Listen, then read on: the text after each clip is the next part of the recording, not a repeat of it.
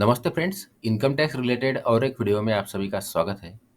इस वीडियो में हम लोग बात करने वाले हैं असेसमेंट ईयर 2025-2026 के लिए इनकम टैक्स की कैलकुलेशन के बारे में। इस वीडियो की आगे बात करने से पहले यहाँ मैं एक बात बता देना चाहूँगा कि इस वीडियो में मैं जो कैलकुलेशन बताने वाला हूँ वो तभी पॉसिबल है जब टैक्स पेयर अपनी इनकम का 50% या तो इन्वेस्टमेंट पे और होम लोन इंटरेस्ट का पेमेंट करने पर खर्च करता है, तो ही इस वीडियो में बताए गए कैलकुलेशन के हिसाब से उसका टैक्स जीरो होगा। तो हम लोग यहाँ ओल्ड टैक्स रिजीम के हिसाब से असेसमेंट ईयर 2025-2026 के लिए टैक्स का कैलकुलेशन देखने वाले हैं।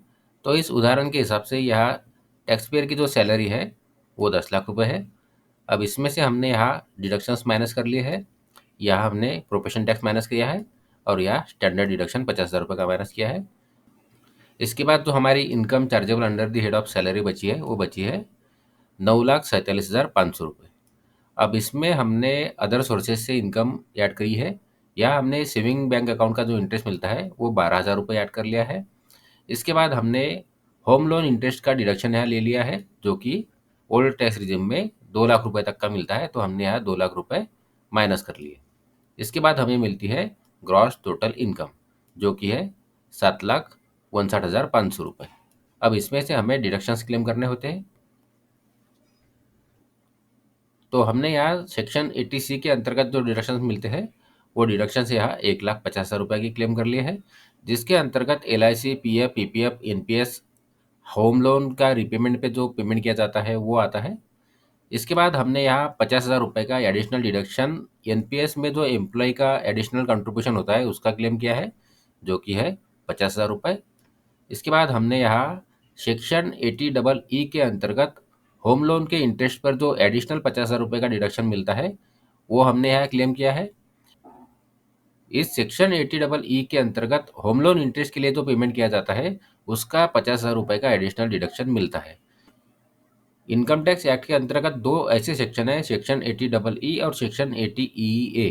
इन दो सेक्शन के अंतर्गत टैक्स पेयर को होम लोन इंटरेस्ट के पेमेंट का एडिशनल डिडक्शन मिलता है। इसके विषय में मैंने एक अलग से वीडियो बनाया है, इस वीडियो के होने के बाद आप उसे देख सकते हो। इसके बाद मैंने यहाँ सेक्शन 80TTA के अंतर्गत सेविंग बैंक अकाउंट के इंटरेस्ट का जो डिडक्शन मिलता है वो क्लेम किया है जो कि है 10,000 रुपये। इसके बाद जो हमारी टैक्सेबल इनकम बचती है वो बचती है 4,99,500 रुपये। अब यहाँ इस 4,99,500 के ऊपर जो टैक्स लगता है वो लगता है 12,475।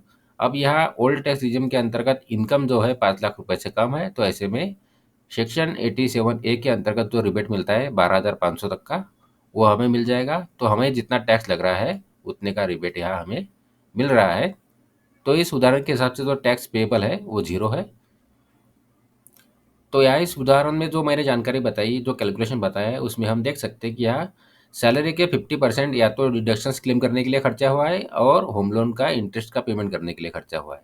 तो ऐसी अगर परिस्थिति है तो टैक्स पेयर अपना इनकम ओल्ड टैक्स रिजिम के अंतर्गत कैलकुलेट करके अपना टैक्स बचा सकता है। तो आशा करता हूँ इस वीडियो की जानकारी आपको यूजफुल लगी हो। यदि इस वीडियो की जानकारी आपको यूजफुल लगी है तो वीडियो को लाइक करिए, चैनल को सब्सक्राइब करिए। धन्यवाद।